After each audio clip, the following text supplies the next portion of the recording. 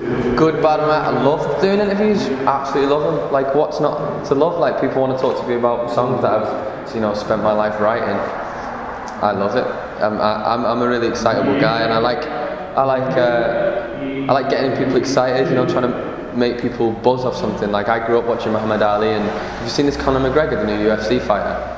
He's amazing. He's like 3 men died making this suit and stuff like that. He's like really exciting, and like I just like riling people up a bit and getting excited. So every time I do an interview, I see it as like an opportunity to kind of, if some kids click this on YouTube, kind of get them excited about something, because not many people come out and have a laugh with music anymore. Everybody's so serious, and like it's so fucking important, man. And like it's about just making people want to party. You know what I mean? So every interview I get, I'm like, yes, I'll tell the band name 100 times if a day if it means that I'm getting to speak to a few 16-year-olds about getting excited about a guitar band again. Do you know what I mean? So that's what I'm trying to do. Just excite people the way bands used to excite us. Like when the Arctic Monkeys came about, the Strokes, stuff like that, we were like, whoa, I've got to get a leather jacket, got to get long hair when they came about. So just remind people that it's still madness. When you come to these gigs, it's still madness. So you're 22 now? Yeah, 22. Yeah. So a lot of the songs for this album have been written when you were in your teens. Is that true? Yeah. Is that a true reflection of your life? A true reflection of my life? I guess, yeah. Well, the last song on the album was written when I was 14, but like a song like Cocoon, which was written towards the end of the album stuff, which is kind of more where we're going with this stuff.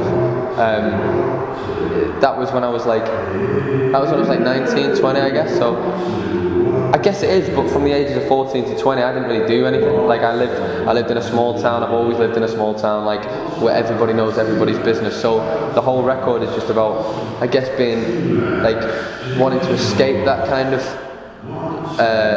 like everyday kind of bullshit. You get into, and like just knowing everybody's business, people knowing your business. Your ex-girlfriend going out with your best friend and all that kind of stuff. Like it's just. It was just all about that. So I guess it is a true reflection, yeah. But the next stuff is more like open-eyed and widescreen and positive and life-affirming, and just like I'm so excited. It embarrasses this stuff. Like this band, by next year our band will embarrass this band. Like I really do think that. Like we're so excited about the new stuff. We're so confident. We think it's like we've got it ready. Like stadiums is where we don't want to go with it. It's football stadiums. We're always just talking about football stadiums, like the sound of it. Like I heard one of our songs get played around the United ground, and I was like, oh man, that sounds huge. Why would you not want to do these places? You know what I mean? And like people can sometimes, we get a lot of grief for saying we come out and want to do it, and it's not an arrogance thing. We don't think we're the best in the world or anything. We're a pub band, you know what I mean? We're that band you see every weekend playing Stereophonics covers, but we're doing it on our own venue now, and like with our own tunes. So if we take that to football stadiums, people will just be like, go on lads, you know what I mean? Fair play. They're just young lads who are going for it. So honestly, I think the songs on the next record and the way that people are acting at these gigs, I've never seen anything like it at a gig, me personally. Like I've never seen people act the way they've been acting towards it. It's mad. Not since like the Roses and Oasis, and I never got to see the Nebworths and the Spike Islands with those things. So you never know, mate. I'm getting excited talking about them. Do you find writing an actual process, or find it difficult to do? It's easy. It takes me as long as it does for you to hear the song. It takes me to write the song. I don't try and be anybody. I'm just me. Like I've got nothing. I've got music, and I smoke, and I order Domino's at 4 a.m. with my best mate, and I play FIFA. That's it. Like that's all I've got. So my lyrics and everything, they're just there. If I've got something to sing about, I just literally speak exactly like I would if I was telling you a story about somebody. So like if I'm trying to write a song about a girl that I used to go out with, then I'd just tell you it like I would if I was telling you as a mate, and then I'd write it down. So it takes me as long as it does for you to hear the song. Like so 3 minutes. If it's a 3-minute song, it took me 3 minutes to write. It's literally that quick. I love writing songs. It's so good. Writer's block to me, like people say writer's block and the difficult second album and all that stuff. It's bullshit. That's a cigarette break. You know what I mean? A writer's block is 5 minutes where you go have a fag and then you come back and you sort it out. Like it's just because like I think it's because everyone's been so busy thinking outside the box.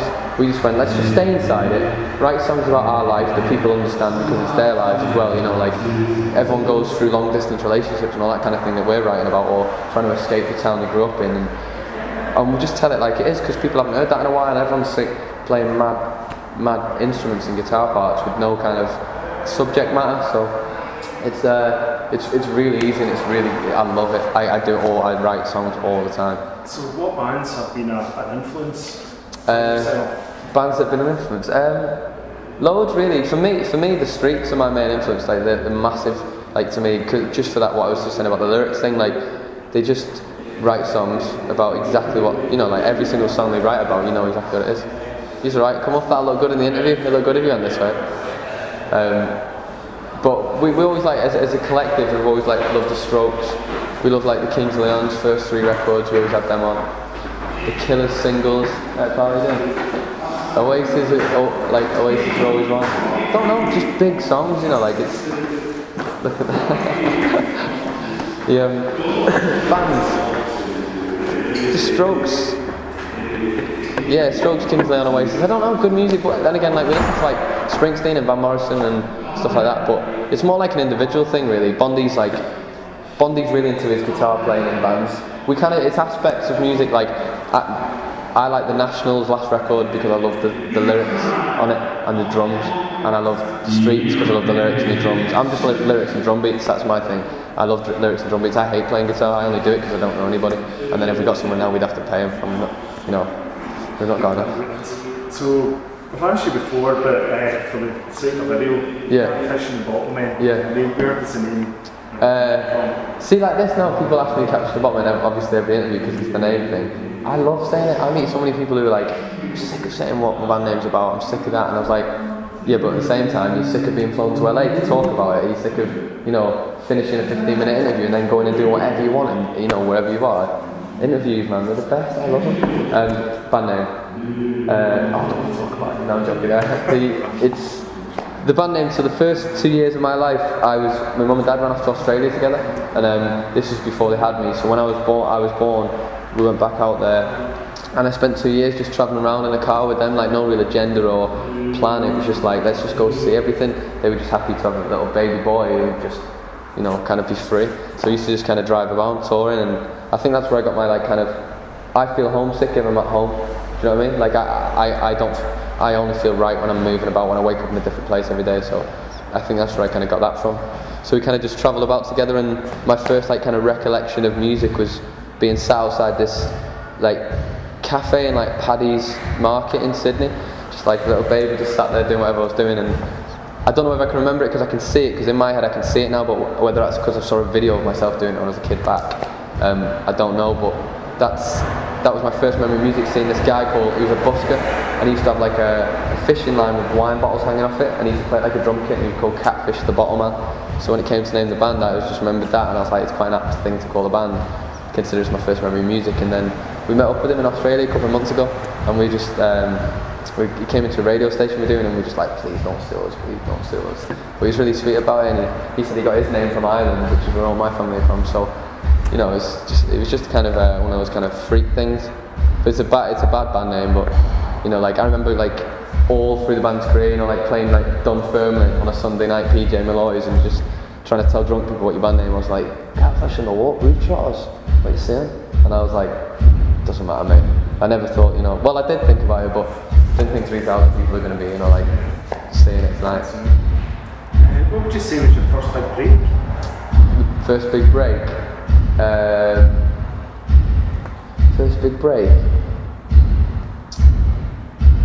What would you recall of saying that's a moment that's really a moment for us was like Tea in the Park in terms of Scotland and Reading and Leeds in terms of like the rest of the country. Like that was a real like, wow, people really care. You know, like they kept saying that, I keep saying this pub band thing. We were just a pub band, and that was the moment I thought people are taking it more serious than that. You know, like because we were taking it serious. We were always just, because we don't show anything that anybody. People say we sound like the Strokes, then we sound like the Strokes. We say the Arctic Monkeys, sound like the Arctic Monkeys, Oasis. We don't mind that stuff. You know, like at the end of the day, we grew up trying to rip those bands off, and we're not in denial of that. You know, like when we were a kid, you know, you get a guitar and you go play that tune. Like even now in soundcheck, we just play other bands. We just play covers because that's what we are. We're a band who loves music, and you know, that's what we were always like kind of set out to do. Just making these tunes to make us happy. So we never kind of hid away from any of those things. So like it's kind of, I don't know where I'm going with this now, I've lost myself.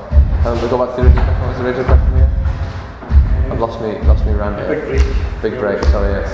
So yeah, the big break thing, I can't think with that kick drum going on. I'm dead excited, mate, I just can't stop thinking on the beat. Sorry, I was talking about it. Big break, seeing the part, leads from Reading. And then why did I go on that rant? What was I talking about? I've lost it, I can't even think, mate, I'm very excited, I can't stop shaking, I'm very excited. The balcony, in the album, is there a balcony out there? It's the balcony, nobody ever asked, we always thought people were going to ask that a lot because like, we were going to people are going to think this is the balcony, but there was a few for me when I was writing it, it was just like, I always gravitate to one, so I always go for a smoke out there and end up then grabbing the guitar whilst I'm smoke, and then a drink, and then going, I'm setting it for the night, do you know what I mean? So like, it was just a good, for me, every time I was out there, it kind of just made me think of big, exciting things. Like I wrote a tune on a balcony in New York, and I was looking out over the whole of New York, and I was like, I'm 20, I'm in New York, or however long ago it was, and I was just like, I was just blown away by it, you know what I mean? I just wanted to write something for that size, that enormity, and be like, I want to fill a place like this, the way like I feel like looking over it now, I want to play a gig that's, makes me feel like the way this feels. So the balcony thing was just like a kind of, I just think it immediately makes you think of enormity, like a size and like overlooking the whole thing, you know what I mean? And everyone's got like their own kind of memory of it, you know, everyone goes on holiday and like has drinks on the balcony and has a party on the balcony or has a fight with their missus on the balcony, so I just think it's a good spot, good location. So I've written a song about Glasgow. Yeah, have you heard about this? Yeah. There you go, yeah. Is that come around It's just about Suckiall Street, it's just about going out on Suckiall Street. Every time we used to come here, when we were kids, right from the very first day of playing here, like when we were kids, like every night we go out on Suckiall Street and just have the best nights out, honestly. So it's just a tune about a night on Suckiall Street. It's literally just me and the acoustic guitar, like, and I love it. It's probably my favourite album. It's not like a single, but the last time we played Glasgow, I just think the crowd was so like, I was looking at everyone and they were so like excited by the band, and like I was so excited by them. I was just like, I need to show these people that I love them, you know what I mean? If I can write a song that kind of captivates these people, then, you know, it could be William Wallace shit, you know what I mean? It would be crazy. Is this your first experience of the Barrowlands? Yeah, first ever. Apart from, you know, DVDs and stuff. Like, I like seeing bands play here, and yeah, it's first ever. It's gonna be good, man. That's why I can't stop shaking, man. I'm very excited.